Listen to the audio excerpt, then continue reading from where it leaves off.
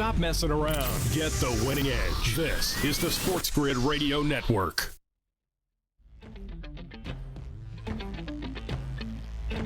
Live right here on the early line on SportsGrid. A bit of breaking news out of the National Football League. A week away from the official start of the league year. That's 4 p.m. Eastern time, exactly 1 week from right now, next Wednesday. The Bears continue to bolster the interior of their O-line, try to anchor for the second-year quarterback in Williams. The Bears trading for Joe Thuney, one of the best left guards you find in football, who this year, 81st team Pro Sport, had to be flexed out to left tackle for Kansas City. Now, he was not great in the postseason, specifically Super Bowl 59. He is one of the best interior offensive linemen that you will see. He is 32 years old. He has played 9 years in the National Football League, getting a good deal to, again, build up that offensive line to protect Caleb Williams.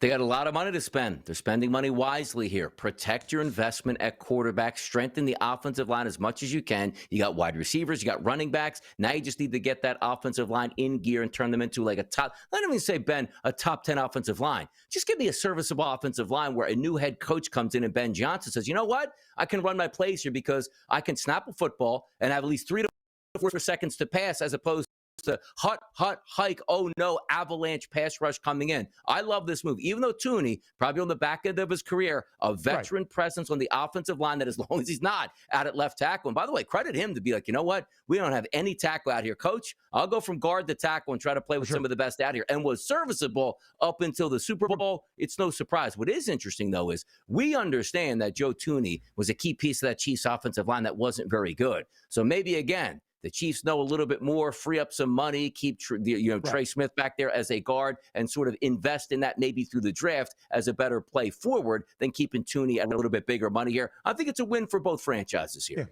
Yeah. It's what you have to do when you need to pay a ton of players, and the Chiefs have had to pay a ton of players in Kansas City, even guys that have been a stalwart of your franchise the last few years and still performing at a very high level. Sometimes that's the financial flexibility that you need. Joe Thuney, AP first-team All-Pro each of the last 2 years. Second-team All-Pro in 2022. He is a great, great guard. He is not a tackle. He will not be expected to play left tackle in the Windy City for Chicago. First 5 years of his NFL career in New England, last 4 in Kansas City, at least a Pro Bowler in each of the last 3. So big news there for the Chicago Bears. Again, starting to add it up and starting to make those dividends. DRS, as we go around all of the conference tournaments we will see at the mid-major level. We talked about SEMO, the favorites, plus 160 out in the Ohio Valley, but SIU Edwardsville, that second best price at plus 240. SEMO deserving of being the favorite, 15-5 in conference, number 1 seed, and 14-6 against the spread. But SIU Edwardsville, not all that far behind. Let's get to the Summit League, a conference tournament I cannot wait to see. Where the number 1 seed, DRS, Omaha, that would be Nebraska, Omaha. The Mavericks winning a conference crown in the Summit for the first time in program history. Not booked as the favorite, not the second best price, third best price, fourth best number at plus 480. North Dakota State, South Dakota State, co-favorites at plus 230, and St. Thomas, who is not tournament eligible, by the way, plus 260, third best number.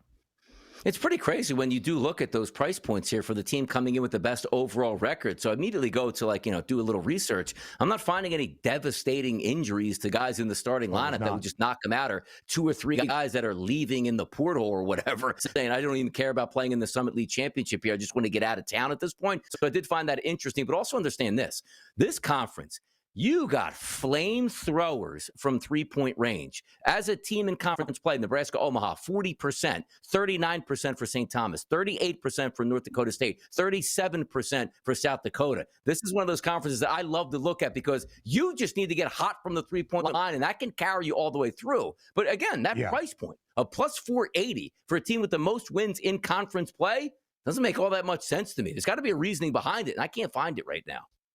There's been a lot of thought, DRS, that Omaha was doing this in an unexpected way, a little bit hook and crook and some luck. They were often booked as an underdog against those top teams you see, NDSU, South Dakota State, and even St. Thomas. And they continued to defy the odds. Yep. Can they do that in a conference tournament? Looking for their first ever appearance in the Big Dance, I would say yes. And if you haven't seen what Chris Crutchfield has built for Omaha in the great tradition of absolutely pile driving a trash can after a big win for the Mavs, it's one of the great stories this year in college basketball. I bet them at a 5-1 price earlier in the week, now plus 480 for TEL next.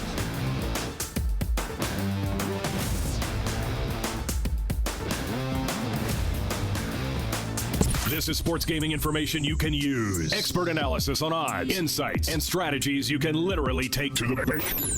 This is the SportsGrid Radio Network. Progressive presents the SportsGrid Sports Flash. I'm Chuck Sanders. The Eagles have signed Saquon Barkley to a 2-year contract extension worth more than $41 million.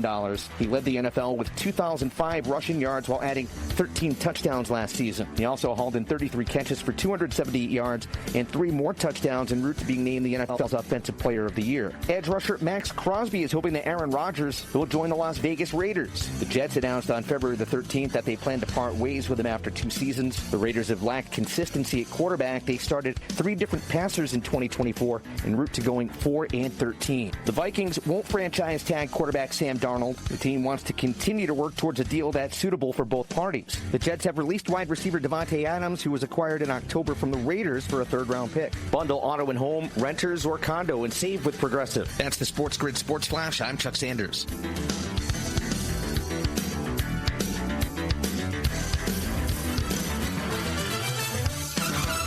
One of life's greatest mysteries has finally been solved. Who let the dogs out? Spruce, spruce, spruce. It's Spruce, the new hard-working, worry-free weed and grass killer that's safe for use around people and pets.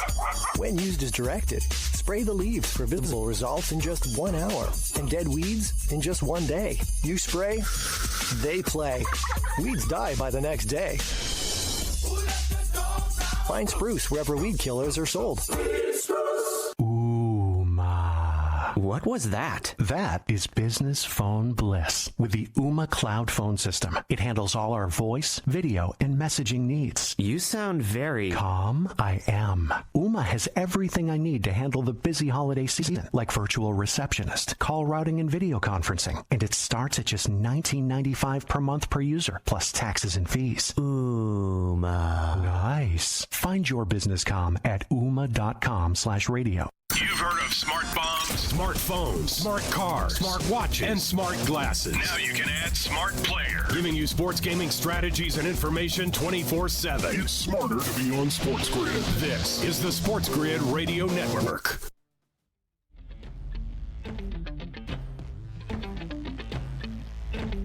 Let's give you all the headlines you need to know around the association in the NBA in the stretch run of this regular season. We do that here on this Wednesday morning on the early line on SportsGrid with one of our favorites, Brian Fonseca, back on the show. Fonseca, as always, we appreciate the time. Thank you for being here. How's it going, guys? Happy to be here. Doing well, Fonseca. We're doing well. Donnie's doing well. We hope you're doing well. I think everybody, though, we can say with a blanket statement, doing better than anybody in Dallas that supports the Dallas Mavericks still. More tough injury news yesterday for Dallas. Kyrie Irving out for the remainder of this season after suffering a torn ACL earlier this week. When you think about being a Dallas Mavericks fan in the last month, it has been pretty brutal. But when you look at the actual basketball team, Fonseca, they have lost Luka Doncic, of course, in the deal. We'll get to the timeline of events in just a moment. Anthony Davis injured, his status and his return uncertain. Kyrie Irving now out for the remainder of this year. When the Luka Doncic deal happened, Nico Harrison tried to position it as the Mavericks were still in win-now mode. With the injury to Kyrie Irving, Fonseca, can the Mavericks even be a postseason team at this juncture? Well, and looking at the Western Conference, I mean, somehow the Clippers blew last night's game to the Suns, which actually matters a lot as it pertains to this conversation, because now the Suns get another game on the Dallas Mavericks. They're 3 games behind them now for that last play-in spot. you're the Dallas Mavericks right now. You're looking at an injury report that includes Kyrie Irving now, who's done for the year, Anthony Davis, who we don't know if he's going to be back, and I assume if they're going to shut him down for good, which Shams Charania has reported, then he's going to be done. Derek Lively was doubtful to come back this season anyway. Daniel Gafford's been out. Jaden Hardy's out. PJ Washington's out. Dante Exum's out. Caleb Martin, who they traded for, is out. They traded Quentin Grimes for. Like, you just go up and down the list. Who are you going to play out there? Like, you would think Jaden Hardy would be somebody they lean on post Kyrie Irving, and he's even out, and Jaden Hardy's not even that good. No disrespect. So I don't know, like, as somebody who had their over preseason, as a lot of people did, because how could you not like this team coming into the year? They were snake bit before they traded Luka Doncic. Luka Doncic was hurt for a period of time, and he was hurt when they traded him. So it's just one of those years, season from hell in Dallas, and the fans are really getting the worst of it. The fans who spend money to really support this team and previously support Luka Doncic, and now this iteration of the team, which I actually think healthy. Like, this is a good playoff roster that could win a series, that can do some things, that can play both sides of the floor, but you have nobody out there. So Dallas is pretty screwed at this point. Brian, we haven't had a chance to talk to you since this trade went down, and we'll get to the Kyrie Irving injury in just a few moments. But from your vantage point, like, what was the reasoning for the Dallas Mavericks to move on from Luka Doncic? Every explanation gets worse and worse and stupider and stupider. So there still isn't one, is probably the short answer to this. I just think Nico Harrison just has a way of doing things. The theory that I probably like the most is, like, he's such a Kobe guy, and he wants somebody to conduct himself in that kind of psychotic competitive way. And I mean that respectfully, obviously, because, psycho competitivism, if I could make a term up on the fly, is not the worst thing in the world for some people, depending on how you manage it. Now, in the case of Luka Doncic, I mean, Kobe liked him a lot, as far as we know. Like, and I also don't think as you get older, you learn this. There's not one way to do things. Like, you don't have to be a D word to win. You know what I mean? Like, you don't have to approach it that way. I don't think Tim Duncan was that type of dude necessarily. You know what I mean? From a personality standpoint.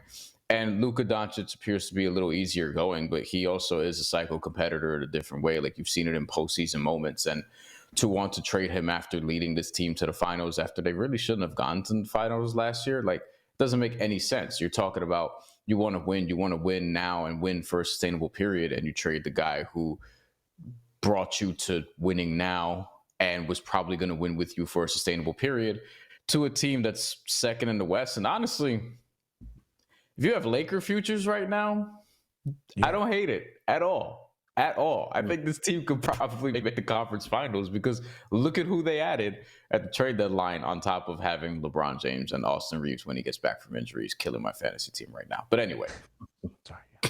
Sorry about that. Luka Doncic, by the way, the guy that you added, second highest points per game average in NBA playoff history, only behind Michael Jordan. We'll talk the Lakers in just a moment. But here is the timeline of events for the Dallas Mavericks. And any Mavs fans out there, we apologize. You have seen this in the last 24 hours. One gut punch after another. The largest was the Luka Doncic deal. And to Fonseca's point, any reasoning or explanation has really fallen on deaf ears. Anthony Davis looks dominant in his Dallas debut. Then the adductor strain. He is out for at least a month and indefinitely still at this moment. Earlier this week, the Mavs, as a ownership group, made the boneheaded decision to publicize they were increasing season ticket prices. And then on the same day, Kyrie Irving, in a game at home against Sacramento, tears his ACL. Fonseca, is there any redeeming thing at all you could say to the Mavericks fan base right now? Or if there was a team the Mavs should be rooting for down the stretch because they don't want to root for their own organization, who should that be? The redeeming thing is you have your own draft pick. And that's literally probably it. Like, if this just goes into a tailspin, that's fine, I guess. Like, maybe you'll get a lottery pick in a draft that's supposed to be really good. Ben, you're probably more qualified to say that than I am. But, I mean, these rookies, potential rookies coming through, VJ Edgecombe is probably my favorite prospect in the draft. Not that I think he's going to be the best player coming out of the draft, but he's been my favorite to watch even when he was playing for the Bahamian national team at Olympic qualifiers last year. I think he's going to be sensational. Now, as far as the other stuff, I mean, I don't know if you want to root for the Lakers if you're anybody who's not already a Laker fan, because they're just one of those franchises. Like, as somebody who's a Met fan, I can't think of any instance where I'd want to root for the Yankees to win anything. You know what I mean? Like, I just don't see how you could want to root for the Cowboys or whatever. And as somebody who doesn't really root for billionaires and giant corporations in general, I probably can't bring myself to say, hey, Dallas, go root for the Lakers, who have been the most successful franchise in NBA history. You can root for Luka Doncic's individual success. But I think if you're a Mavs fan, like, maybe just stop being a Mavs fan until they get it together. Like, you don't have to put yourself through this. As somebody who gave up his love for the New York Jets at one point and hasn't turned back at all, and I've clearly won that battle because it's been 10 years of football bliss for me. I just play fantasy and occasionally bet and keep it moving. But I used to love New York Jets football for whatever reason, and then they beat it out of me over the course of 22 years.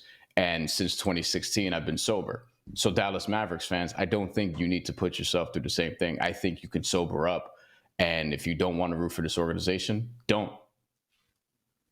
We take a look, too, Brian, at the organization itself, because the players involved, like, as you said, this was a semblance of a team that maybe if you got through healthy this year, next year added some more pieces to the puzzle, they might be able to compete. The worst part of this whole scenario is if Kyrie, let's just say, broke his wrist, okay, that's a bad break, but he'll be ready by the summer and playing. You tear your ACL in March, it almost wipes out the entire next season. What's the future for you, Brian, with the Dallas Mavericks, and particularly with Kyrie Irving at 32 years old? On top of the fact that he is going to be 33 in 18 days, and on top of the fact that Kyrie Irving has an injury history, like, he's had knees and ankles and all these different things over the course of his career. Like, he's been sneakily injury prone. And that's the other piece of this. He's also a smaller guard who has been in the NBA since 2011. This is his 14th season. Next year will be his 15th year, and we don't know if he's going to play during his 15th season. So this is one of the worst times to tear your ACL on top of that. So if you're Dallas right now, you don't have a lot of outs. You just don't. Maybe you want to sell off Anthony Davis and see what you could get this summer. I don't know. Maybe just maybe. We'll get you ready for the NBA slate on this Wednesday with Fonseca next.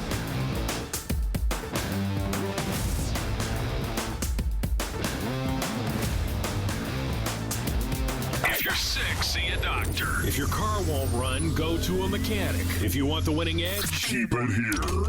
This is the SportsGrid Radio Network. Progressive presents the SportsGrid Sports Flash. I'm Chuck Sanders. Women's hoops on Tuesday in the Sun Belt Championship first round. Georgia Southern beat Southern Miss 70-59. Marshall over South Alabama 73-59. Horizon League Tournament, Oakland over IU Indianapolis 62-56. Detroit Mercy beat Milwaukee 73-62. SEC Tournament first round today. Texas A&M battles Tennessee. Georgia faces Arkansas. Mississippi State battles Missouri. Florida against Auburn. ACC first round, Clemson battles Stanford. Virginia faces Pitt. Boston College takes on Syracuse. Big 10, Wisconsin versus Iowa. Nebraska against Rutgers. Washington faces Minnesota. Big 12, Texas Tech takes on Kansas. Cincinnati against Arizona State. Houston battles Colorado. BYU against UCF. A10, Loyola Chicago against George Washington. St. Bonaventure faces St. Louis. VCU against LaSalle. Bundle auto and home, renters or condo, and save with Progressive. That's the SportsGrid Sports Flash. I'm Chuck Sanders.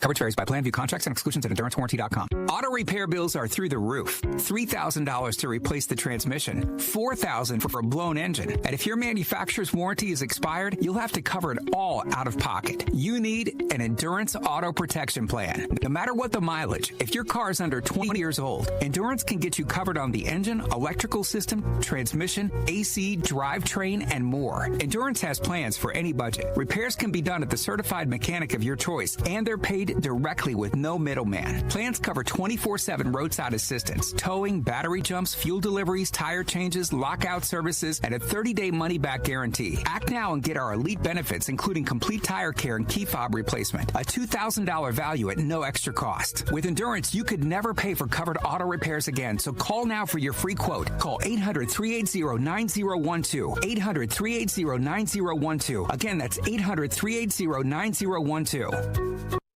Be the master of your domain. Get the SportsGrid mobile app so now you can get the winning edge while your wife is in a dressing room trying on stuff while you wait patiently on the uncomfortable chair. This is the SportsGrid Radio Network.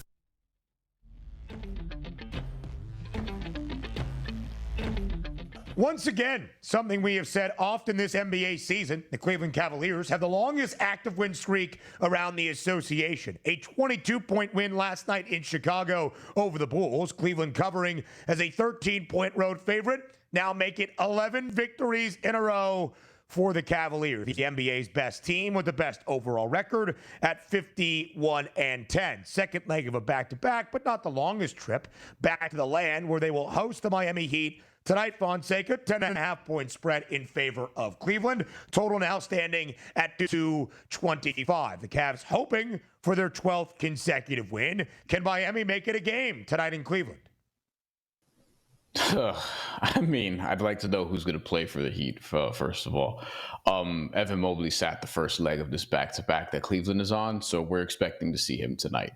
And Cleveland is just a lot better. Like, I know this is typically the time of year that Eric Spoelstra sort of gets it together, but Miami has a lot of injury stuff with Jaime Jaquez, with Andrew Wiggins. Davion Mitchell is questionable after missing last game, which was a semi-late scratch. It was like well into the afternoon. Not that I was paying attention for fantasy purposes or anything like that, but as it pertains to just this game, I mean, obviously we're expecting Cleveland to move on and win, and I think big picture, which we'll probably get into, but I love this Cleveland team, and I have since, they hired Kenny Atkinson, basically. I was on their over this season, which was like 48.5. They've already surpassed that by a good amount. I said before the year they could be a 55-60 win team and be first in the Eastern Conference. It was one of the calls that I got before the year because Lord knows I was off on a couple other things. And Cleveland right now, they're at 51-10. Them finishing with 60 wins only would be a flop at this point because it would mean they're like under 500 the rest of the way. Like we have bigger aspirations, and we're expecting them to see Boston in the conference finals, which I hope we do get because it's one of the highest level series of basketball we could get in the playoffs this year. Take a look, too, at Cleveland on the season itself, now down from a 40-1 price to start the season to win the NBA championship, Brian, to a 6-1 price here, which just a few days ago was a 7-1 price. So it is getting better. If we are looking at the playoffs, because another moniker would be, well, as long as Boston's engaged and healthy, they probably have the leg up on the Cavaliers. But the Cavaliers have been sensational at home, and if the season ended today, they would have home court advantage throughout here. Talk about the Cleveland Cavaliers moving forward, because for me, Brian, 75% of the season down.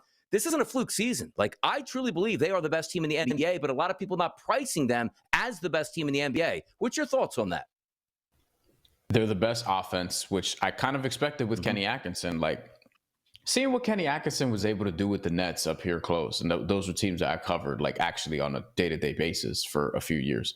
And you saw him make chicken salad out of you-know-what with guy after guy after guy. Like, develop Spencer Dinwiddie into becoming a near all-star player, develop D'Angelo Russell into becoming an actual all-star player, developing Karis LeVert into becoming an all-star talent before he broke his leg very early in the 2018-19 season. He was likely going to be the Nets all-star that year, the way it was trending before he got hurt 12 games into the year.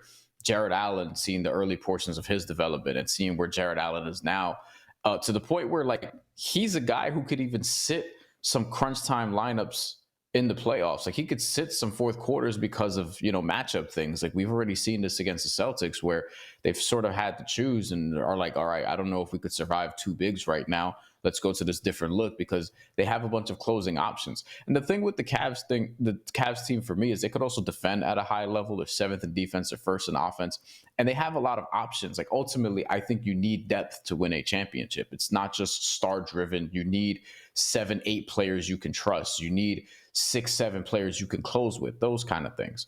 And you have Darius Garland, Donovan Mitchell, Evan Mobley, Jared Allen, DeAndre Hunter, Max Strus, Dean Wade potentially, like Ty Jerome. You have a bunch of different guys you can close with on a great night.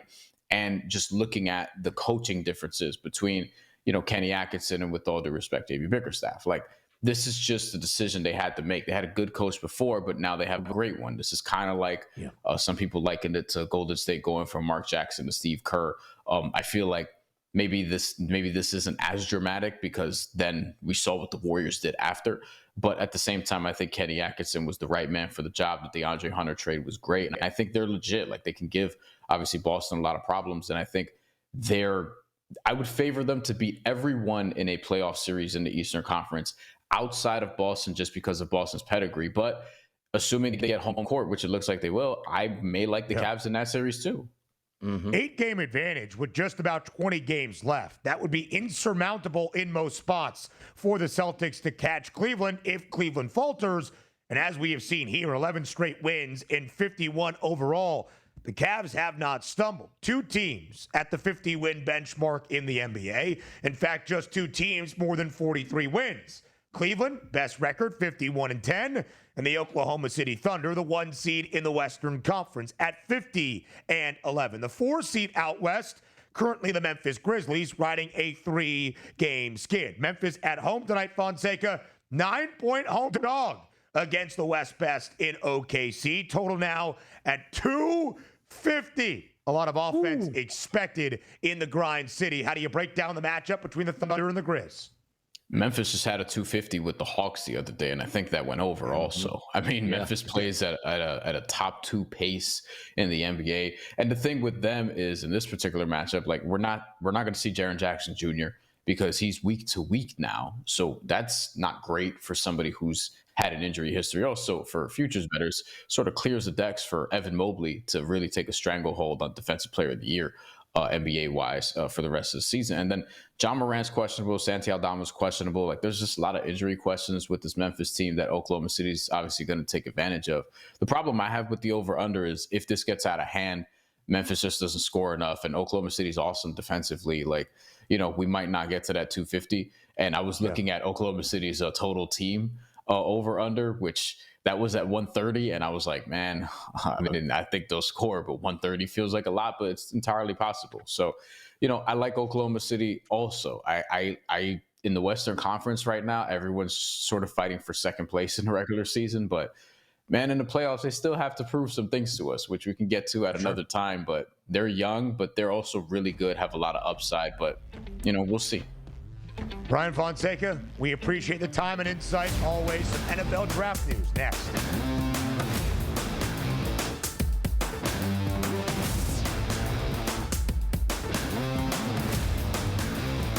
Just so you know, your wife values her me time. So get the SportsGrid mobile app for the latest episodes of your favorite shows. And give her some space. This is the SportsGrid Radio Network. The new SportsGrid app is now available on iOS and the App Store. Experience the ultimate sports betting companion that provides personalized content from your favorite hosts. In-depth matchup previews, game and prop picks, live odds, stats, scores, and more, all in one place. And of course, on the SportsGrid app, you can tune into our live television and radio coverage anytime, on the go, wherever you are. Download the SportsGrid app on the iOS App Store now. It's smarter to be on SportsGrid. Know someone with a drinking or drug problem? Learn how to get sober after we share these stories. I was 35 with 2 beautiful children when my life and addiction started to spiral out of control. After my divorce, I went into a depression cycle and started drinking more often and using prescription drugs. After my second DWI and arrest, my ex-husband threatened to take our children away from me. I was 17 when I became addicted to heroin and meth.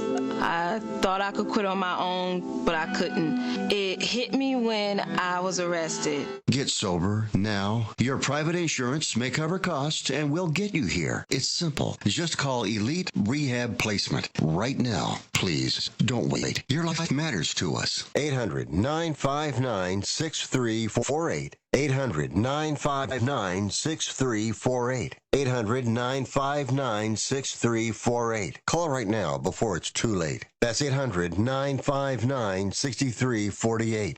Football Full Circle. Joe, would it make sense for the Giants to sign Aaron Rodgers this offseason? It makes sense if you're Brian Dable because his back is against the wall. He's on the hot seat, and he has to be competitive this year in order for the Giants to keep his job. If it's Brian Dable making the call, I think it's absolutely a possibility to get Aaron Rodgers. It's Football Full Circle with Ben Stevens and Joe Lisi. Weekdays noon Eastern, 9 a.m. Pacific on the SportsGrid Radio Network.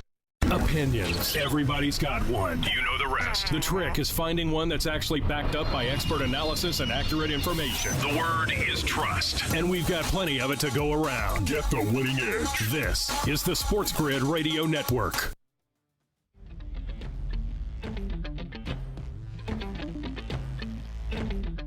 Finally, some new betting markets available for the 2025 NFL Draft outside of the number one overall pick odds, but not number 2 or number 3. First player selected at specific position groups.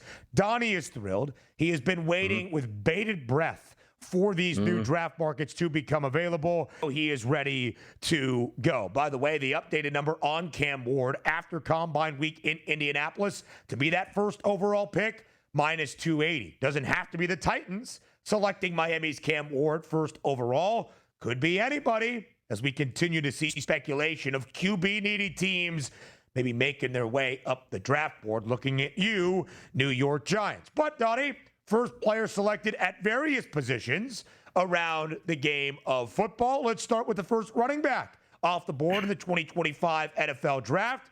Of course, the Heisman runner-up, that is Ashton Jeanty, a minus 1,100 price. So obviously, Jeanty is going to be the first running back to hear his name called. Don't argue that. I think the better question, DRS, is the draft position prop for Ashton Jeanty, or if, as we would anticipate perhaps, he is a first-round pick. Yeah, and also today, live on the FanDuel Sportsbook, Ashton Jeanty is up to minus 1,500 to be the first running back drafted off the board. So that money is moving way out there. You got a shoebox under your bed. You want to bet some? Ashton Jeanty is probably going to be your guy. I can't see anybody else going ahead of him because of how good he was last year. And the projection to the NFL now is, hey, maybe running backs are an important piece to offenses here. How about a good running back? There you go. We saw 2 running backs go in the top 12 in 2023. Bijan Robinson, 8th overall. Jahmyr Gibbs, 12th overall. Both have worked out very, very well. We did not see a first-round running back a season ago. I would expect Ashton Jeanty to be that. But a deep running back class, Amarion Hampton out of North Carolina, Travion Henderson, and Quinshon Judkins out of Ohio State. And the guy I think is the second best running back, that would be Caleb Johnson. He is also young. A lot of tread left on those tires out of Iowa at a 70-1 number. But I think we will see multiple day 1 and day 2 picks at the running back spot. Let's keep it moving. Wide receiver, Tetaroa McMillan, the wideout out of Arizona, an absolute freak, is a minus 150 favorite to be the first wide selected. Matthew Golden from Texas at plus 130. It should be noted, Travis Hunter is not available to bet as a wide receiver, and assuming he will be the first player called out of any of these groups, it does not count. He is not included in the wide receivers. It is without Hunter in this market. I do believe T-Mac from Tucson is that first wideout selected. Yeah, it makes sense, too, because I like those type of markets also, because you'll see it, and we're going to talk golf in just a few moments. They'll remove, like, the top 2 or 3 players and say, if these 3... who's going to come in basically second place or with a chance to win it. It's an interesting market. And also, it's not a favorite runaway. It's a minus 150 price. Next closest, Matthew Golden at a plus 130. So you still do have some options there if you'd like the underdog, not as an overwhelming underdog, with a legitimate chance to be taken as the first wide receiver outside of Travis Hunter. And as you will see in any betting draft market, it is not crazy to lay the chalk at a minus 150 price, especially as we go through this draft process. Maybe not even at minus 250. Tyler Warren, the Mackey Award winner, expected to be the first tight end off the board out of Penn State for everything he can do. Colston Loveland out of Michigan, plus 180. But perhaps the most compelling prospect, Harold Fannin Jr. at 200-1. His head coach at Bowling Green just became an offensive assistant where? Philadelphia. Maybe just bring him in here. Got that instant impact. I love the tight end position, by the way. I think it's one of the stronger ones that we've seen over the past couple of years. Tyler Warren can do it all. I mean, you want to talk about some of those things we see in the NFL where some tight ends were taking quarterback sneaks. That's the guy that can fill in to do that for you. Yeah. He can throw passes. He can catch passes. I love that kid. I think he's going to be a star. But you also do take a look at Fannin Jr. and saw his statistics that he put up, which included that final bowl game appearance. That kid looks like he's a player, regardless of what level of college football he played at. There's some questions about his ability to be an inline blocker. Doesn't matter. On. Get the guy the football. He is sensational. Record-setting tight end in basically every single category, 20-plus at the FBS level. Here's where I think there is value. Armand Membu, the offensive lineman out of Missouri, who was dazzling at the combine, is now the favorite to be the first O-lineman off the board. That's interesting because LSU's Will Campbell with the second best number at plus 130. He was the guy all year long, the anchor at the left tackle spot. I would sprinkle on Campbell, hour number 3. Comes your way next on the early line.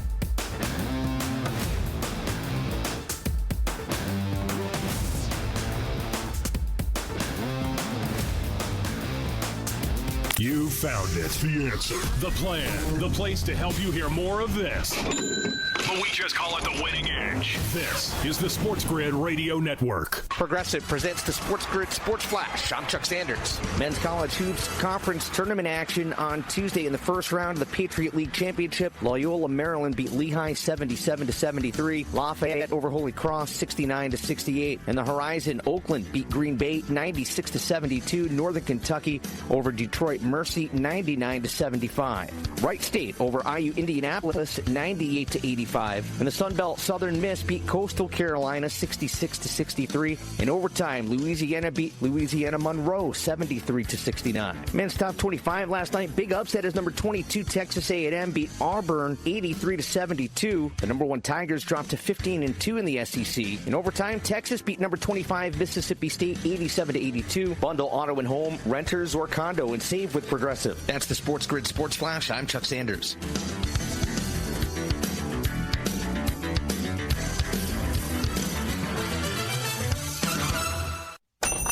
Could this vintage store be any cuter? Right? And the best part? They accept Discover. Accept Discover?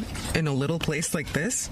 I don't think so, Jennifer. Oh, yeah, huh? Discover's accepted where I like to shop. Come on, baby, get with the times. Right, so we shouldn't get the parachute pants? These are making a comeback, I think. Discover is accepted at 99% of places that take credit cards nationwide. Based on the February 2024 Nielsen report. I had the worst dream last night. You were in a car crash, and the kids and I were on our own. We had to move out of the house because I couldn't afford it anymore. That's awful, hon. My brother was saying he got life insurance from Ethos. With Ethos, it only took 10 minutes, and he got $2 million in coverage for around $2 a day. It's all online. No medical exam. He just answered a few health questions right from his house. Ethos, here we come. Visit GetEthos.com. That's GetEthos.com. Sample rate is a 10-year term life policy for 35-year-old healthy, non-smoking male. Billed monthly. We're not just any ordinary sports talk network. SportsGrid is different. We give you gaming strategies to help you gain the winning edge with a lineup of world-class experts. As easy as dropping your beer can behind the couch. This is the SportsGrid Radio Network.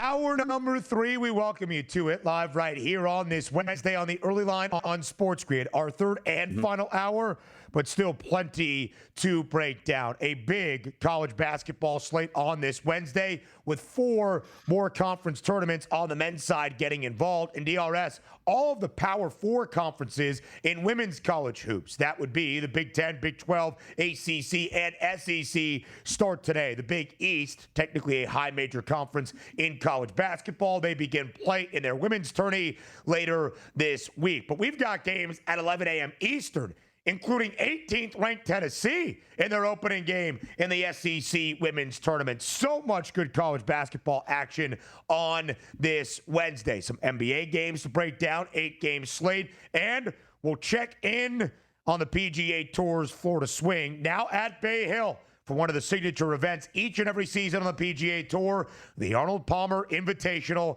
at the King's Place. Plenty to break down as Keith Stewart will join the show up next as well.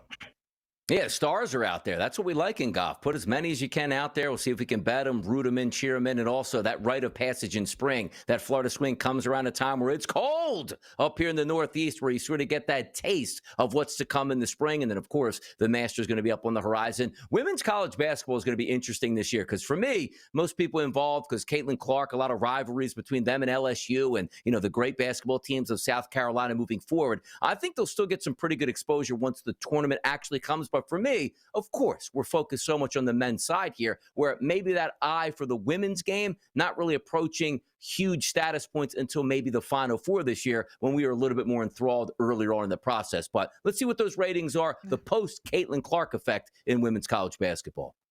Of course, and even if they do dip, the product is still sensational. Should be a great March full of madness there as well. Let's hear from the people to start off this third and final hour. The longest active win streak in the Western Conference, that's the Los Angeles Lakers. They have won 7 straight, but what is the ceiling? Are the Lakers a true contender to win a Western Conference crown? They look the part right now. Will it be the case in late May and early June?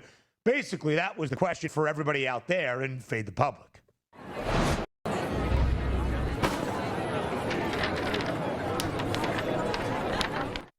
And I think, DRS, this is the important distinction to highlight in our Fade the Public poll, especially in the question at SportsGrid on Twitter. Which team is the best bet to win the Western Conference? Oklahoma City, a double-digit game lead for the number 1 overall seed. They are going to be the 1 seed out west, but they're a minus money, minus 140 favorite before we even get to the end of the regular season. So know that when we talk about it. Minus 140 for the Thunder, the Nuggets at a 5-1 price, the Lakers at plus 600. Or if you voted other, we asked for a reply. 42% of the vote backing OKC. Understandable. But 35.5% liking the Lakers at that 6-1 number. DRS, which way did you vote in this Fade the Public poll? I voted the Thunder because I'm just going to pick on the lines of who I think is going to win the conference, and obviously the odds will be what they are, which they're minus 140. But you also have to understand the question itself. Which team is the best bet to win the conference, Western Conference, which doesn't say everybody is plus 100 across the board and just pick the best team. So therefore, you are getting a lot of Lakers love at a 6-1 price. Number one, they're playing very good basketball. Number two, people might just reach back and say, well, the Thunder haven't proven themselves in the playoffs just yet. I don't know if I can trust them at a minus 140 price, even if I think they're the most talented team or the best team per se in the Western Conference. Same thing with the Nuggets at a 5-1 price at 15%. But for me, I went with the Thunder. All year long, I thought they were the best team in the Western Conference. Price be damned for me. I'll pay the minus 140. But understand this. There are a lot of Lakers fans, a lot of Lakers love right now, but also a Lakers price of 6-1. That is a likable price. And that's why a lot of people are voting that direction. Very, very likable. And I think providing some value. Because, Donnie, it's really the same question in the Eastern Conference that we see here out west. Who is the best challenge for the Celtics? Naturally, it's the Cavaliers, who are the 1 seed. In this conference, Oklahoma City, the best team, is the 1 seed. The favorite is the 1 seed in minus money. So who is the second best team? Is it the Nuggets with the pedigree? Is it the Lakers? LeBron and Luka both individually have pedigree, but not together in this current casting crew under head coach J.J. Redick.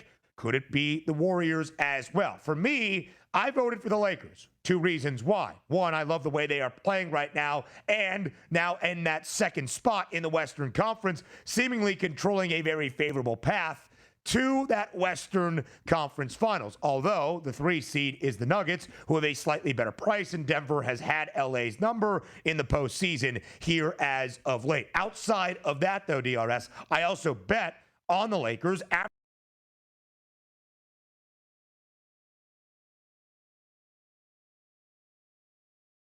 the Luka Doncic deal at a 9-1 number. That price has been shaved by $3. I really do believe, and my thought process still the same. I think the Lakers have a great shot of the bare minimum of the Western Conference playoffs, and I really do believe they can be that other team in the Western Conference Finals to match up against Oklahoma City. And still, as we have said countless times here on the early line, regular season NBA basketball is far different, drastically different than postseason NBA basketball. In our minds, even if it is unfair to a current organization and a current roster, our minds still want you to prove it. Oklahoma City, this young core, has not proven it in the games that matter most in the NBA's postseason. Exactly, and that's still the hang-up. And the same thing if we would look at the Eastern Conference. Like, boy, Cleveland is really pedigree. Well, the Boston Celtics won a championship last year and still have the same players in place. That's where the respect is coming from, because there is something to be said about that. The regular season pressure, completely different once you get to the playoffs. And also understand this. It's not March Madness as a tournament, Ben, where it's like, hey, man, on a night-to-night basis, if the Thunder at home, they just have to win one basketball game, we'll take it. If you are looking for the Thunder to beat the Nuggets and or the Lakers, you got to beat them 4 times in a 7-game series. It's not a one-off here. Yeah. It's not a best of 3. You don't have home court advantage the entire way through with every game. You're going to play home games and away games. Injuries do happen. Certainly other teams can step up to the plate and take you down. We understand that. And also looking at the Western Conference, the question, Thunder, Nuggets, Lakers, and other. When I look at other, the Warriors, come on now. The Grizzlies, no. The Clippers can't stay out of their own way. You take a look at the T-Wolves, who are talented coming into the season. 43-1 price at this point. So I'm not buying any of that here until I get to those Suns. Come on now. I feel like we got to build this up now. I feel like the Suns are the team with the other is the Suns, Ben. That's what I'm feeling right now. I feel like I want to climb on board only to be disappointed, but that price point is nasty work out here. 210-1. Look at for that. A team right now still 4 games sub 500 and still 3 games back of even a play-in tourney spot. And yeah, they had a dramatic comeback down by as many as 23 late in the third quarter at home against the Clippers. But Donnie, they were still in a 23-point home hole.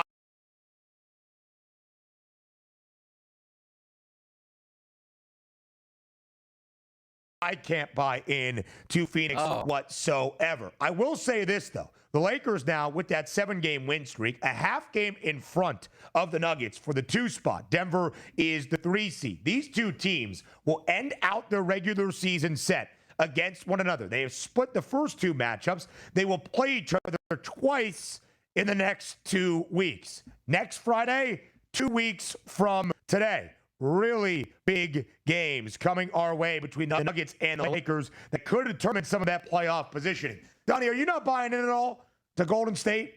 12-1 price. Now the 6th seed, not dealing with the play-in tourney. 9 of 10 games with Jimmy Butler in the lineup. They have won and covered. Nope. No. Like, it really feels like there's the top 3 in the Western Conference. Don't waste your money on anybody behind them, because they're clearly the top 3 teams. But if you are going to waste your money, like I'm thinking about I might want to do, ooh, them Suns rally in the valley out there just at the right time. Team meeting yesterday, came up in the 4th quarter. KD, resurrection time out in the desert. Love to see it. Love it. I'm a little bit more cautious, but maybe Donnie can get fully in. Arnold Palmer Invitational, live from next.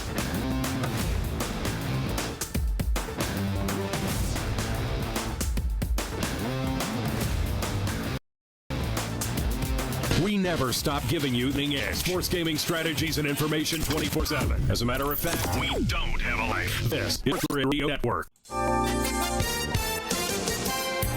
With the SportsGrid News Flash, Trey Westerberg. Kroger announced on Monday that CEO Rodney McMullen has resigned after a board of investigation of his personal conduct. Lead director Ronald Sargent has been appointed interim CEO effective immediately. Kroger was, quote, unrelated to the business, but was inconsistent with Kroger's policy on business ethics. Kroger said that last month the board was made aware of certain personal conduct by McMullen and immediately hired an outside attorney to conduct an investigation. Police and a middle school in suburban New York are looking into how a student got a hold of marijuana gummies and gave them to a dozen schoolmates, sending 11 of them to the hospital. The episode happened Monday at Floyd Middle School on Long Island. The sickened students were 13 and 14 years old, according to Suffolk County Police. No criminal charges had been filed as of Tuesday. It wasn't immediately clear whether any students will face discipline. With the SportsGrid News Flash. Fidelity Wealth Management, a dedicated advisor to build a comprehensive plan to help grow and protect your wealth. Backed by a team of specialists, they'll analyze all your accounts, even the ones that don't. Keep an eye on taxes and provide proactive portfolio insight that can help you unlock your wealth's full potential. Learn more at fidelity.com/wealth. Investment July. Fidelity Broker Service LLC. Member NYSE. When you switch to Progressive, you could save money on home. Then you could put money towards some of the surprisingly more expensive things in life. Passengers have reached 7 feet and internet is now available for purchase. I just paid hundreds for this flight, and you can't even throw an internet? I'll just take the pretzels. Sorry, but I do have snack boxes for sale. I'm just gonna sleep. In that case, we are selling pillows and blankets as well. I'll just breathe. That's free, right? Life costs a lot, so bundle and you could save with Progressive. Progressive Casualty Insurance Company, affiliates, and other insurers. Not available in all states. Best roommate, this Nate somehow always picking winners. It never bugs you about doing the dishes or paying rent. Sports gaming strategies and information 24/7. Get the win edge. This is the SportsGrid Radio Network. A signature stop here on the PGA Tour. This week at Arnie's Place, it's the Arnold Palmer Invitational at Bay Hill. Keith Stewart joins us live from Orlando to get you set the field this week on the PGA Tour. Keith, as always, we appreciate the time. Thanks for joining us bright and early here on this Wednesday. Ben, Donnie, it's a pleasure to be with you. Scotty's here, Rory's here, Xander is back. I mean, you just mentioned it, Ben. This is the world's best at Bay Hill. Not better. The Florida swing really kicking in players next week. Let's get to it. Yeah. From the Arnold Palmer Invitational to golf's fifth unofficial major next week at the Championship, this is some really good golf and a great stretch on the PGA Tour. But let's start with the place that they are playing this week, Keith. That is Bay Hill. It is Arnie's Place. It is the Arnold Palmer Invitational. To have success at Bay Hill, what are some of Keith's keys? Well, you know what, Ben? Mr. God rest his soul, his spirit still lives through this place. We're not seeing 59s this week out there on the golf course. There is certainly going to be an advantage to hitting the ball long and straight. So my first key of the week is long iron attack, right? 30% of your approach shots this week over 200 yards. The average par 3 length here is 217 yards, guys, right? 3 of the par 3s, 3 of the 4 are 3 of the hardest holes relative to par. The second thing, you know what? You hit less than the field, as good as it is, they hit less than 60% of their greens in regulation. That doesn't happen often on the PGA Tour. You've got to be able to get up and down around here. The ryegrass overseed rough is a story. The closer you get to the green, the thicker it gets. And the third thing is total driving. You got to put the ball in play. We'll hear about it all week in the coverage. The Bay Hill bounce. If you're hitting from the even if you're hitting from the fairway, these greens are firm. They are hard. We're getting a little bit of rain this morning, but the wind has been very active. This place is super dried out. Everybody talks about the Bay Hill bounce. You're going to be able to have to put the ball in the fairway. Those are my 3 Keith keys for the Arnold Palmer Invitational. Let's take a look, Keith, at the top of that leaderboard. This starts with Scotty Scheffler here, plus 320 price at the FanDuel Sportsbook to win this event. 3 events played, 3 cuts made, 3 top 25s, 2 top 10s, but astoundingly, Scotty Scheffler hasn't won a tournament yet, even though he's only had 3 starts so far. What are we looking at Scotty Scheffler this week at Bay Hill? Well, Donnie, we were looking at a lot of things yesterday. The first thing is the odds board. He comes out in the 300s. The last time was pre-tournament odds in the 300s was 2013, and that was Tiger Woods when he won here for the 8th time. So Scotty, I mean, he's got a lot of weight of expectations on his back. I saw him testing drivers yesterday. Yes, that's right. He got it dialed in. Boy, Scotty looked good. It was like a meme, guys. It was like Scotty by a million if you looked at his last 5 drives. And this place, that's what Scotty's superpowers are. He absolutely is the favorite to win, but at 3-1, he's only a live bet option for me. There's better guys further down the board. Now, also in single digits, you've got Rory McIlroy. Here's a guy got, 6 top 10s in his last 8 starts here with a win. It's absolutely one of those situations where because Rory can buff the tee and hit the fairway, he's had such an advantage here over time. But when I was at TGL on Monday, I noticed Rory had a new driver and a new fairway wood in the bag. So the guys at the top, your favorites in single digits, they're doing a little equipment messing around, which might give us all, so you're saying there's a chance. Scotty Scheffler has been great at the API 2 of the last 3 years. He has won the Arnold Palmer Invitational, including being our reigning champ. But of course, Keith, the number's so short for both Scotty and Rory. And there are so many good golfers in the field this week. Let's get some early leans on the early line. Who do you expect to perform well at this year's Arnold Palmer Invitational? Well, I expect it to be a superstar. I will pick some guys further down the board, but if you look at the signature events this year, the PGA Tour created these signature events 2 years ago. In that time, we've had 8 short winners in the 11 signature events we've had to date. You look at the regular season events, we've had 28 of those, and almost all of them have been further down the board. I mean, the last 2 weeks, Brian Campbell, Joe Highsmith, those are like the original anchors for the early line years ago. We know that Hideki, Ludwig, these signature. I'm going to go with the kid again. I love Ludwig Oberg at plus 600. He wins this from this morning. It's like he's holding back how good he knows he's hit. He is. Kid is total swag. And this play, you got to down fair. You got to be a great long iron player. That's all the things he did at Torrey Pines. And he saved pars when he needed to. And birdies on the back 9 on Sunday. My sit early, I'm going to go a little further down the board. Daniel Berger plus 7,000. Now, last week, everybody's like, Keith, you kind of didn't like Daniel Berger. And here's the reason why. The weight of expectations on the PGA Tour is a real thing when it comes to these events. Now, last week, Daniel Berger, he's in the press room. He's one of the favorites to win. Everyone forgets that in 2022, on the back 9 at PGA National, that guy had a 5-shot lead and he lost the tournament. He had a lot of expectations on him last week coming into Florida for his form that he had showed on the West Coast. But guess what? He's now in the middle of the pack. He can let his clubs do the talking instead of himself in the media center. I love Daniel Berger, an excellent driver of the golf ball here. He's a wonderful long iron player, and he can scramble and score where needed. Bermuda grass putting, what we have down here at Bay Hill, he's exceptional at that too.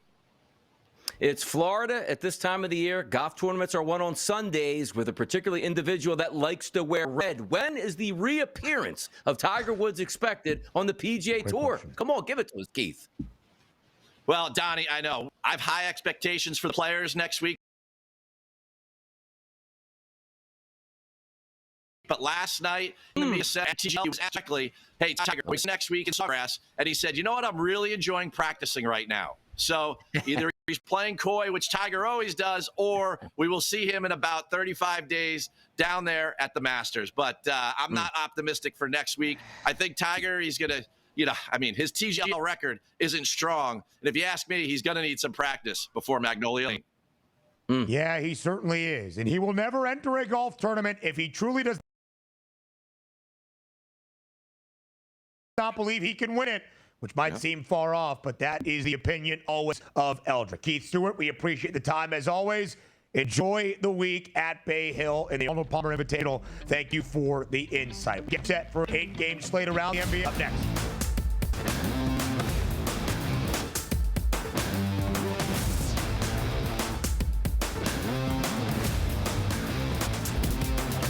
You're listening to one of the last places on earth where a man can be a man and not get those looks. Welcome aboard, good sir. This is the SportsGrid Radio Network.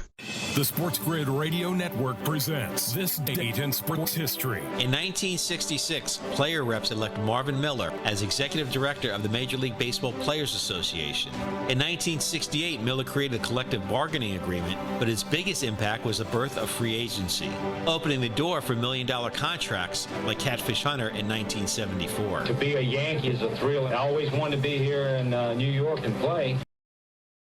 For SportsGrid Radio, I'm Mike DeMurgis. The Technology Minute with George Capalbo. Have you ever noticed small sparks of static electricity when you pull apart adhesive tape accidentally stuck together? New American Chemical Society research lighting up 300 LEDs by harvesting useful electric power from ripping apart regular store-bought plastic or aluminum tape. A device converting mechanical energy into electricity is referred to by physics as a triboelectric nanogenerator. Intended for wearable electronics, possibly in the future, triboelectric nanogenerators might even enable small, portable medical devices. Powered by ripping off a Band-Aid.